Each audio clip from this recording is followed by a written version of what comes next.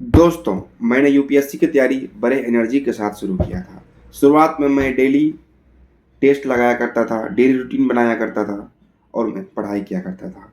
लेकिन धीरे-धीरे दोस्तों, चूँकि आपके साथ भी होगा, ऐसा होते गया और अपने आप पे ये सवाल उठने लगा कि क्या मेरा सिलेक्शन होगा या फिर नहीं होगा।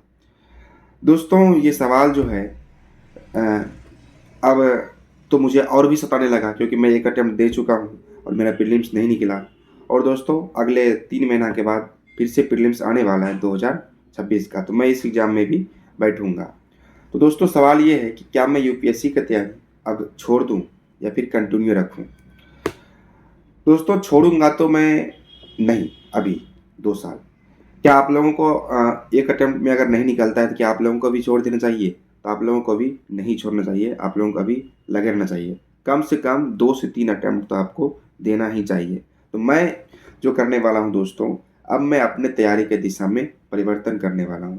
पहले मैं क्या करता था कि जितना भी नोट्स हुआ करता था, उसका मैं शॉर्ट नोट्स नहीं बनाया करता था। अब मैं दोस्तों शॉर्ट नोट्स बनाऊँगा ताकि मैं एग्ज़ाम के टाइम पर उसको जब एग्ज़ाम का महीना दिन बचे तो मैं उसको रिवाइज़ कर सकूँ।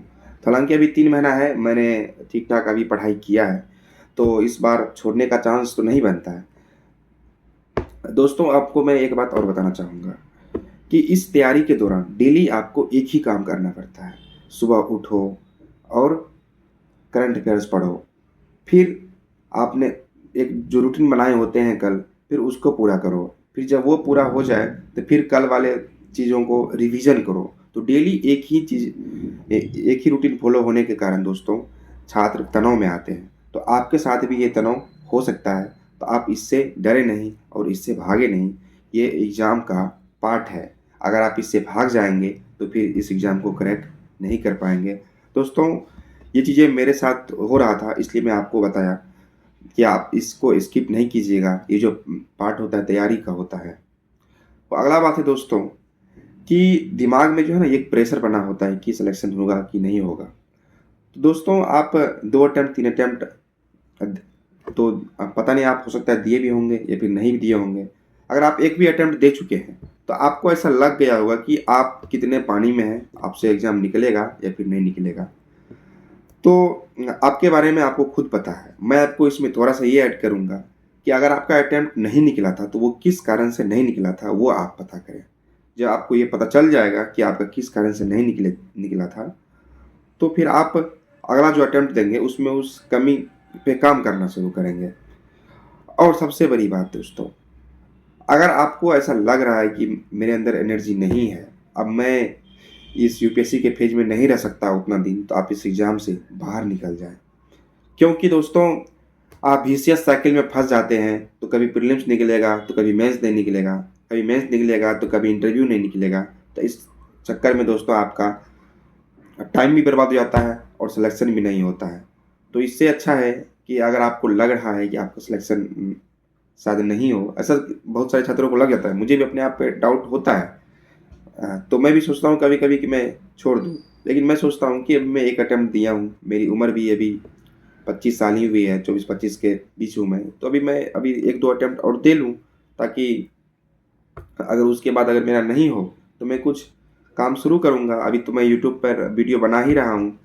मैं अपना बैकअप तौर पे बीएड भी कर चुका हूँ, ताकि मुझे आगे चल कर के कोई रोज़गार मिल सके। नहीं तो मैं दोस्तों यूट्यूब पर ही आप लोगों के लिए वीडियो बनाऊँगा। तो आप लोग अटेम्प्ट को दें और बहुत अच्छे तरीक़ा से तैयारी करें, प्रीवियस ईयर क्वेश्चन को लगाते रहें। और दोस्तों मैं अगर आपको अपने बारे में बताऊँ, तो मैं दोस्तों इस एग्ज़ाम को पिछले 3-4 सालों से लगभग तैयारी कर रहा हूँ और मेरा तो एक पहली बार में प्रीलिम्स नहीं निकला है। अब देखता हूँ दूसरी बार में निकलता है कि नहीं निकलता है।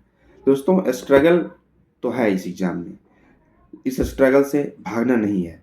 आपको 2-3 साल अगर कस के तैयारी कर लेंगे, तो मुझे लगता है कि क्रैक किया जा सकता है। क्योंकि दोस्तों जब अभी टेस्ट सीरीज़ लगाता हूँ, तो बहुत सारे क्वेश्चन अब बनता भी है और बहुत सारे नहीं भी बनता है। तो जब क्वेश्चन नहीं बनता है, उसके पीछे कारण बहुत ही सिंपल होता है कि जो क्वेश्चन होते हैं दोस्तों यूपीएससी का, कि आपको एक क्वेश्चन में बहुत सारी चीज़ पूछे होते हैं।